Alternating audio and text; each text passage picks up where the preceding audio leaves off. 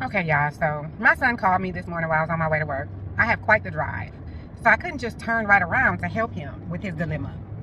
His dilemma was a huge centipede-looking bug that was blocking his way out of the door, honey. And he was not here for it.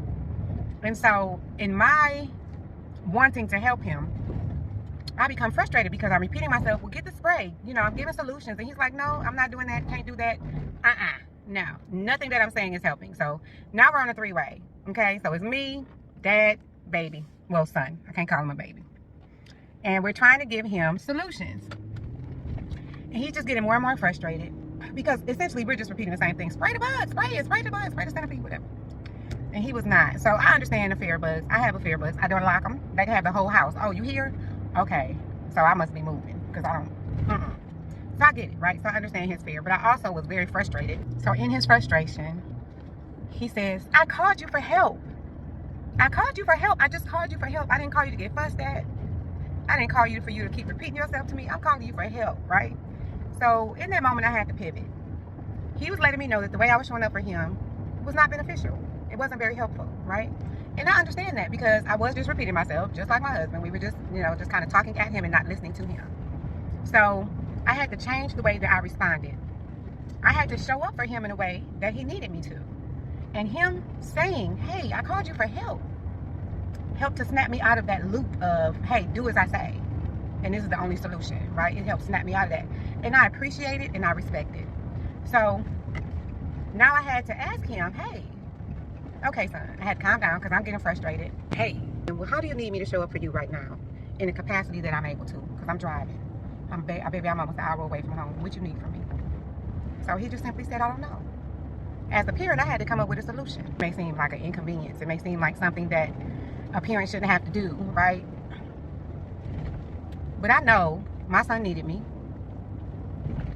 And as a mother, I'm going to make it happen. I contemplated going ahead and turning around and just being late for work. But I said, let me try something else first. So I contacted our neighbor, who just so happened to be walking right past my house at that moment. Look at God, won't he do it? I said, lady, can you please go to my house? Take care of this bug for my baby. Because he is not pass and go, honey. Not with that bug right there. So she was like, you know what? I'm right in front of your house right now. Let him know I'm outside. I let him know she's outside. She went in and she helped him. Let's normalize allowing our children the freedom to let us know that the way we're showing up for them may not be helping us at that time. Let's normalize asking them how they need us to show up. And let's normalize not taking it personal when they tell us, hey, I asked you for help. I need you right now. I asked you for help. And what you're doing isn't working for me, right? Let's normalize that.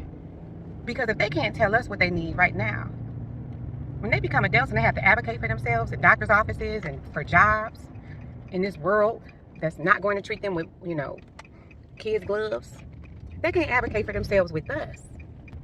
You're teaching them to accept anything that's thrown at them. You're teaching them that they're not worthy of the elbow grease that it takes to really parent. Active parenting is just that. It's active, it's not passive. You have to be willing to pivot. I'm so glad that we've had conversations about his feelings. I'm so glad that I invested that time into him so that he knows he's safe when he comes and he lets me know what he needs from me. Even in my frustration, right? He can still come to me and feel safe. Like, no, that's not it, right? I need something else. I don't know what it is, but I need something else. I'm so glad that I had that. And I get that from my dad. My dad was like that. Well, maybe not as free, right? My dad, he'll give you some solutions. You're going to pray about it. You're going to talk about it. You're going to move on. We ain't going to keep going around in circles. He has come home from me. Yeah, when he lived in Harvest. Yep. He's come home from Athens, which is really far, to get a cricket out of the sink because I was terrified. And I was about to go outside. And that cricket could have had that whole house. I want to show up for my kids the way my dad has always shown up for me. And I want him to remember that whenever I called on my mom or my dad, they showed up for me. Even if we had to adjust the way we showed up for him in that moment, we still showed up for him. It means a lot to be seen and heard. And it means a lot to be respected, even as a child. No matter how trivial it may seem. These moments feels like your child's an eternity to your child. These little moments that seem like dust to you feels like infinity to them because it's their world right then, right? Failing to validate them in those moments can really cause some serious issues when they get older. It's fine to show up and, teach your kids how to be tough, and that's cool. But in that moment, when they need you, just do what's needed. And we'll do the lessons later. But right then, that was a crisis to him. So it became a crisis to me. So this weekend, we're going to work on what to do if this happens again. I'm not able to come home. My neighbor may not be available. Dad may be at work, right? I'm going to give him the tools that he needs. So if this comes up again, he'll be ready for it. But in that moment, he couldn't receive what I was giving him. He couldn't receive the lesson because it wasn't time for that. He called me for help, and I wanted to help him. And I'm so grateful that at that moment, I had somebody to be there for him because I couldn't physically be there. Use your village. Find your village if you don't have one.